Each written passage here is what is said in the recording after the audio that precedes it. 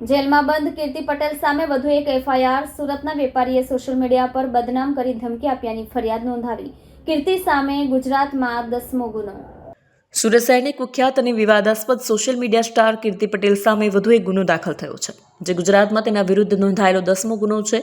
હાલમાં પાસા હેઠળ જેલમાં બંધ કીર્તિ પટેલને આનાથી મોટો ઝટકો લાગ્યો છે. આ વખતે લસકાણા પોલીસ સ્ટેશનમાં રેતી કપચીના વેપારી અલ્પેશ ડોંડાએ કીર્તિ પટેલ વિરુદ્ધ ફરિયાદ નોંધાવી છે. કીર્તિ પટેલ પર ખંડણીખોર પ્રવૃત્તિ અને સોશિયલ મીડિયા પર લોકોને બદનામ કરવાના અગાઉથી જ અનેક આરોપો છે. આ નવી ફરિયાદમાં પણ ધમકી અને બદનામ કરવાના આક્ષેપો મૂકવામાં આવ્યા છે. વેપારી અલ્પેશ ડોંડાની ફરિયાદ મુજબ સમગ્ર ઘટના ગત નવેમ્બર મહિનામાં બની. અલ્પેશ ડોંડા એક ઇન્સ્ટાગ્રામ લાઈવ સેશનમાં જોડાયા હતા, જ્યાં અન્ય બે વ્યક્તિ કીર્તિ પટેલ વિશે અલફેલ બોલી રહ્યા હતા. લાઈવ દરમિયાન અલ્પેશ ડોંડા કીર્તિ પટેલ વિરુદ્ધ કંઈ પણ બોલ્યા નહોતા અને તેઓ માત્ર સાંભળી રહ્યા હતા. આ બાબતની જાણ થતાં કીર્તિ પટેલે તેની ઇન્સ્ટાગ્રામ આઈડી પરથી અલ્પેશ ડોંડાની આઈડી પર કોલ કર્યો. કોલમાં કીર્તિ પટેલે ડોંડાને અભદ્ર ભાષામાં ધમકીઓ આપવાનું શરૂ કર્યું.